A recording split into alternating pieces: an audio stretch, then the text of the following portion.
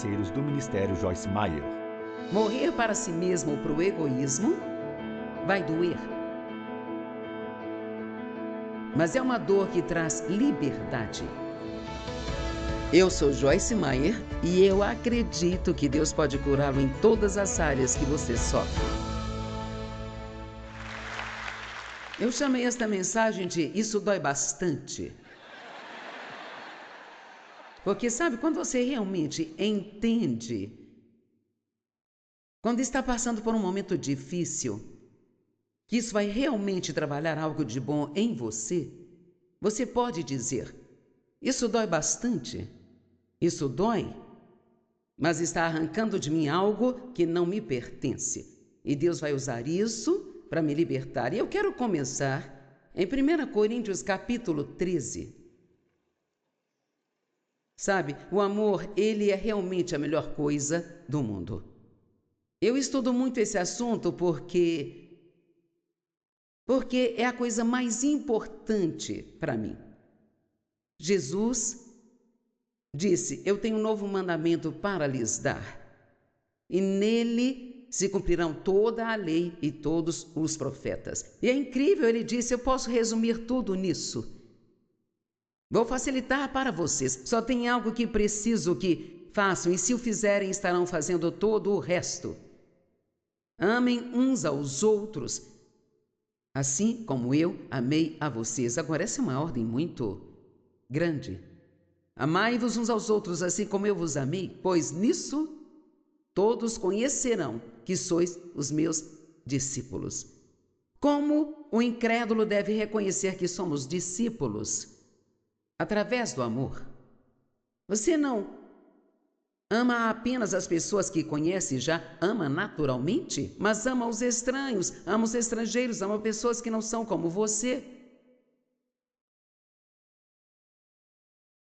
E quanto mais você ama, e quanto mais você se entrega, mais feliz você vai ser. Dave estava almoçando ontem e a garçonete onde ele estava o reconheceu e ela veio. E ela ficou conversando com ele. E eu não sei do que estavam falando, mas no processo ela disse, bem, e quanto a mim? Ela não tinha ideia do que estava acontecendo na conferência, mas isso é só um indicativo de como essa frase surge em nós com tanta frequência. É como se, bem, todo mundo está indo tão bem, mas e quanto a mim? Mas sabe, isso não é verdade. Todo mundo tem coisas pelas quais elas passam. Podemos não passar as mesmas coisas ao mesmo tempo, mas todos nós passamos por coisas desagradáveis. Mas como eu disse ontem, se você puder aprender a abraçar isso em vez de evitar isso, será muito mais fácil para você. Quantos acreditam que se apenas não lutar contra isso, mas apenas disser, ok, Deus, faça o trabalho que você quiser fazer em mim, será mais fácil? Então, aqui está o que a Bíblia diz sobre o amor. Vamos realmente prestar atenção a isso.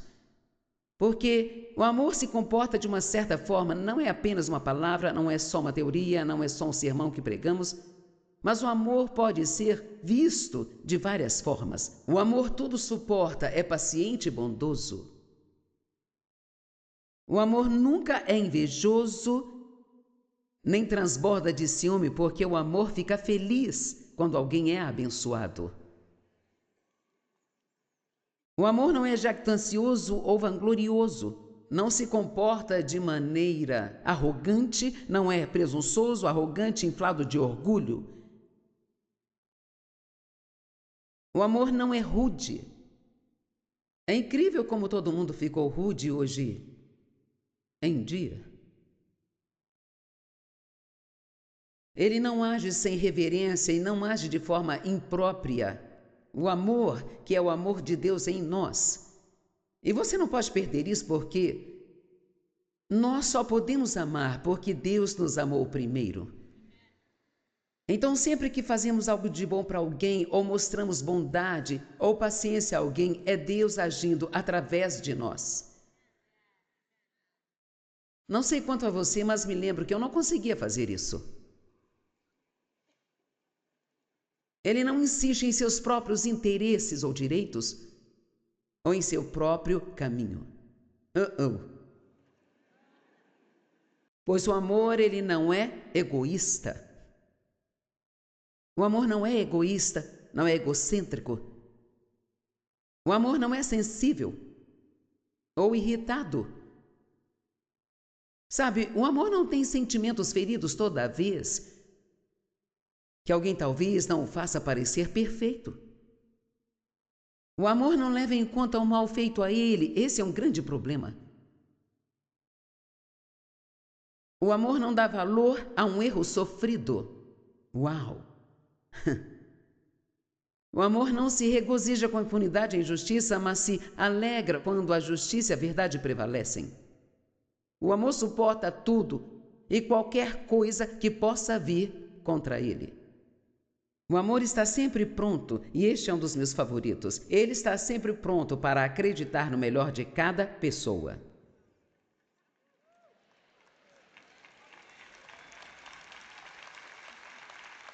Eu descobri que a minha vida ela é muito melhor se eu acreditar no melhor em vez de suspeitar do pior das pessoas. E você diz, bem, se você acreditar no melhor e a pessoa realmente não for uma boa pessoa, bem, pelo menos eu sou feliz. Porque quando você acredita no melhor das pessoas, você não é atormentado por todos os pensamentos ruins que poderia ter sobre elas. Suas esperanças são incomuns em todas as circunstâncias e ele suporta tudo sem esmorecer. O amor nunca falha. Eu amo isso. Agora eu imagino que se todos os casais começassem todas as manhãs lendo essas 4 ou 5 escrituras juntos, nós não teríamos tantos divórcios. O que vocês acham? O que aconteceria se quando você se casasse, se seu objetivo fosse, eu vou viver minha vida para ver o quão feliz posso te fazer? Mas o que fazemos? Nós nos casamos e esperamos que nos façam felizes. E se não o fazem, ficamos chateados.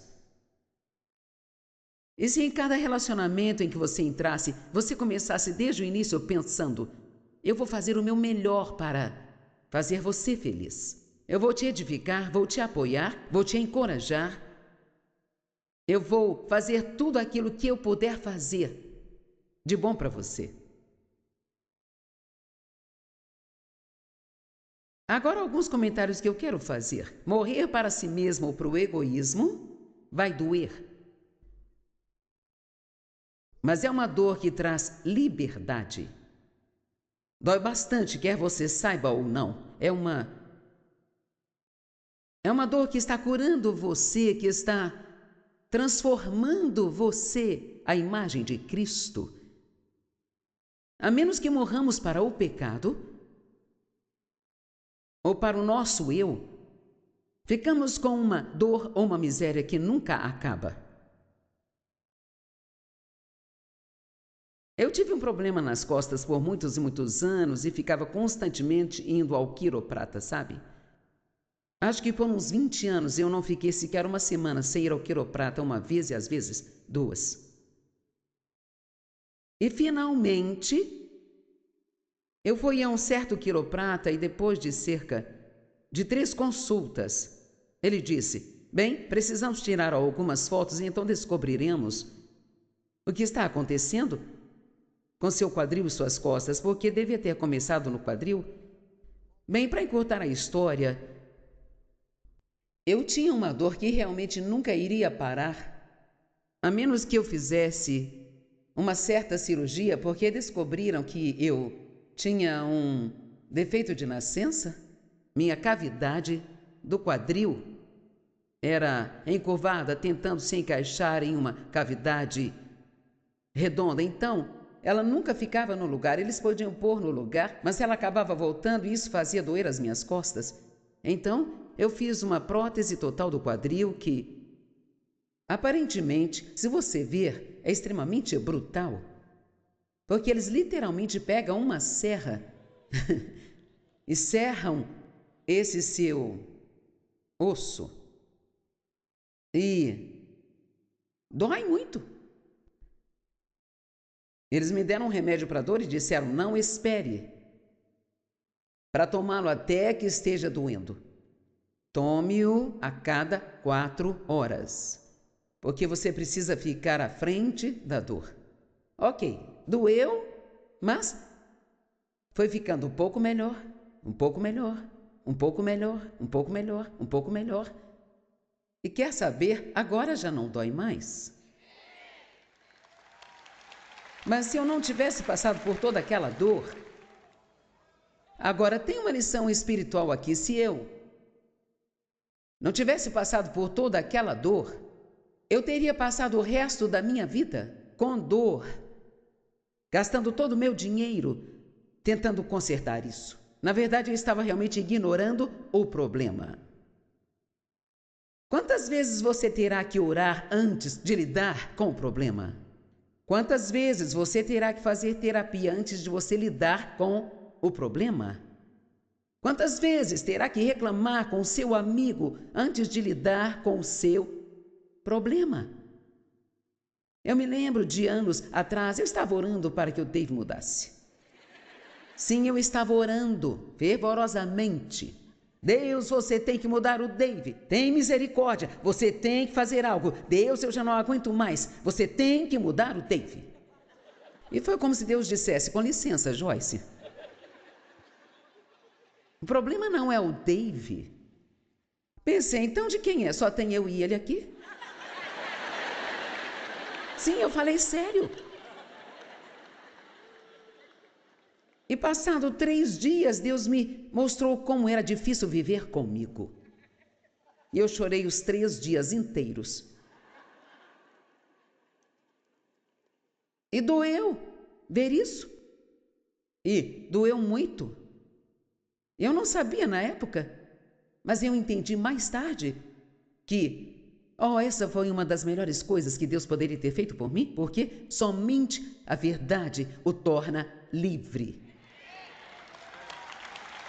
E não é a verdade sobre outra pessoa que liberta você.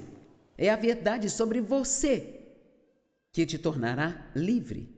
Quando estiver tendo problemas, não deixe que seu primeiro pensamento seja: o que há de errado com você? Se não fizesse isso, se você não fosse, e talvez sejam os outros, mas primeiro diga: Deus, mostre-me se eu estou fazendo algo que está causando esse problema em minha vida. Mostre-me. Você tem que ficar bom nisso. Agora, nunca se sinta mal quando Deus te convencer de algo que está fazendo de errado. Cresça até o ponto em que você se alegra quando Deus lhe mostrar o que há de errado com você. E graças a Deus que Ele te ama demais para te deixar onde você está. Como a Cris disse hoje de manhã, você pode vir como está, mas não deve permanecer como está. Eu creio de todo o coração que um cristão que verdadeiramente nasceu de novo não pode ser o mesmo. Não acho que seja possível amar a Jesus e permanecer o mesmo.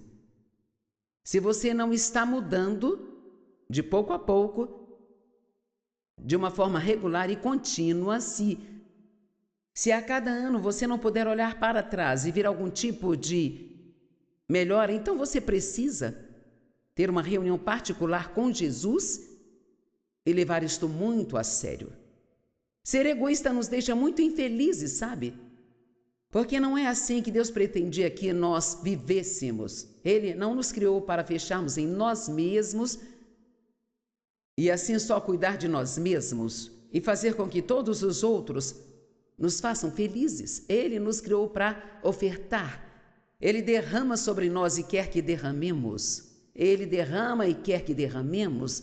Agora, se você está só recebendo tudo, mas não está derramando, então você vai chegar ao ponto em que você não receberá mais nada, porque não haverá lugar para mais nada. Uma garota que veio às nossas reuniões por anos e anos estava vindo e não estava recebendo mais nada. Estava vindo, mas não recebia mais nada dos meus ensinos. Então, ela foi até Deus e começou a orar porque ela achava que havia um pecado na minha vida. A Joyce deve ter pecado em sua vida porque a unção simplesmente não está nela, não estou aprendendo nada com ela. Bem, quantas vezes nós fazemos isso? Não estamos recebendo nada e então algo deve estar errado com esse pregador. Algo está errado com essa igreja, porque não estou sendo alimentado aqui mais. Bem, enquanto ela orava por mim, Deus disse: a Joyce não perdeu a unção dela, ela não está em pecado. Você a ouviu por tanto tempo e não fez nada com o que ouviu? E agora está tão cheia que não há mais lugar para nada. E assim então, a menos que você comece a dar essas coisas, você nunca mais receberá nada.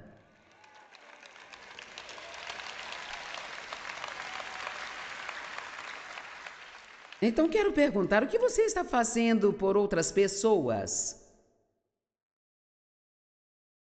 E se você for honesto e disser nada, então isso já é um progresso, porque pelo menos está percebendo agora onde você está.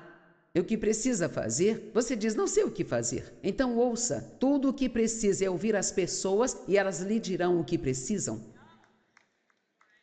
Precisam de encorajamento, precisam de elogios, precisam ser apoiadas, serem edificadas, precisam de ajuda para pagar o aluguel do mês.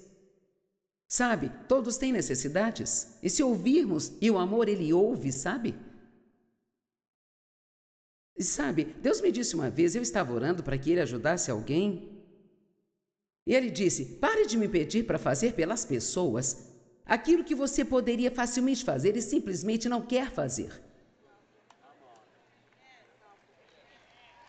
Estou esperando.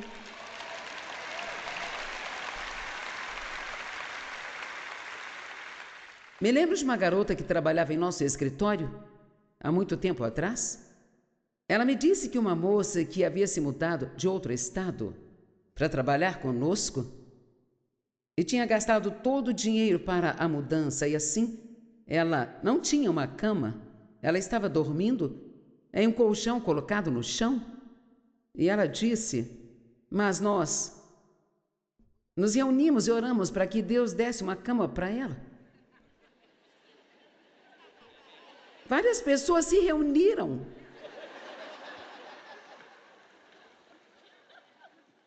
Agora, você não acha que essas pessoas poderiam ter contribuído com um pouco de dinheiro e poderiam ter comprado uma cama para ela? Através de quem nós achamos que todos esses milagres que as pessoas precisam vão acontecer? Eles não caem do céu. Deus trabalha através de pessoas.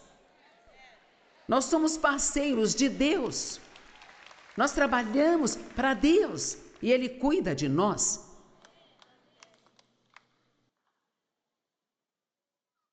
Então eu tive uma mudança bastante radical na minha vida nos últimos, provavelmente comecei há uns 20 anos atrás, mas está ficando cada vez melhor e melhor e melhor e eu simplesmente não consigo aguentar ficar muitos dias sem fazer alguma coisa por outra pessoa.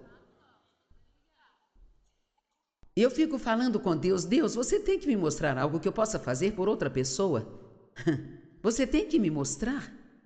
Eu não posso simplesmente não fazer nada por mais ninguém, Senhor. Mas Joyce, você já está fazendo algo, você está pregando. Sim, mas Deus deixou claro para mim há muito tempo, esta é a sua vida pública. Você tem uma vida privada, mas espero que você faça em sua vida privada aquilo que você ensina todo mundo a fazer.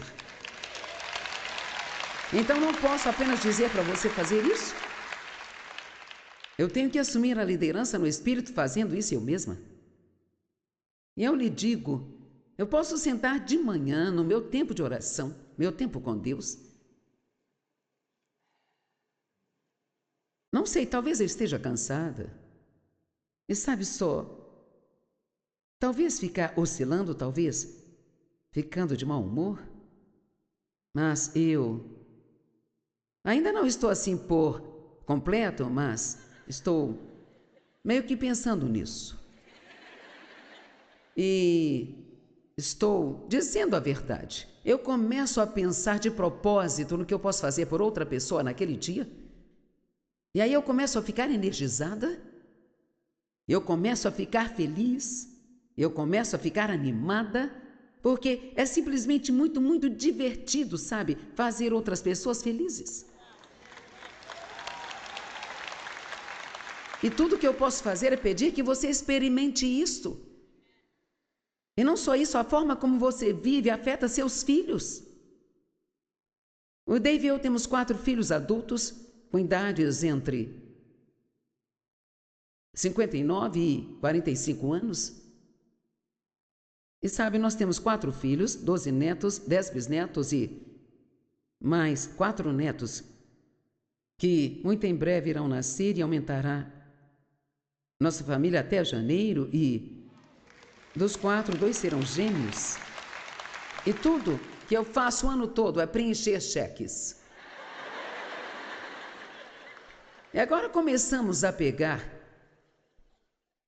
vários cheques de uma vez, todos os cartões, e eu assino todos eles. E minha filha, quando vem os aniversários, os eventos, os chás, o que quer que aconteça, ela apenas os preenche e nós enviamos. Mas sabe do que eu fico muito orgulhosa? Todos os nossos 4 filhos são ofertantes realmente agressivos. E vou te dizer algo, é isso que torna uma família poderosa. E isso também lhes ajudarão a serem unidos como família. Tem várias coisas que você pode fazer. Minha filha está sentada aqui, ela é muito boa com flores e com jardins e comedores de pássaros e coisas assim. Bem, eu gostaria de fazer coisas assim, mas posso plantar e matar tão rápido quanto plantei. E então, eu perguntei a ela este ano, você poderia me dar alguns vasos bem lindos, cheios de flores, para que eu coloque na minha varanda? E agora eu tenho um quintal inteiro e um jardim na parte da frente cheios de flores. Porque ela disse, oh mãe, finalmente algo que você quer, algo que eu realmente posso fazer por você. E assim todas as quintas-feiras, ela passa 4 a 8 horas na minha casa podando as minhas plantas, tirando as ervas daninhas, limpando os comedouros de pássaros, e eu simplesmente sentada na minha poltrona observando toda aquela beleza. Veja se você... Bem, todos aqui têm pais, obviamente, mas não espere que seus pais fiquem fazendo tudo por você o tempo todo, sabe? Não importa quanto dinheiro eles têm ou quão bem estão, mesmo que não precisem que você faça uma única coisa por eles. Nós precisamos fazer coisas uns pelos outros, porque não temos um relacionamento real se tudo o que uma pessoa faz é dar e a outra só recebe. Isso não é relacionamento. Quando Jesus quis lavar os pés de Pedro, Pedro disse, não, Senhor, você não pode lavar os meus pés? E Jesus disse, se eu não te lavar, você não tem parte comigo. Eu amo isso. Basicamente ele disse, se eu não fizer algo por você, se você não fizer algo por mim, então nós não temos um relacionamento real.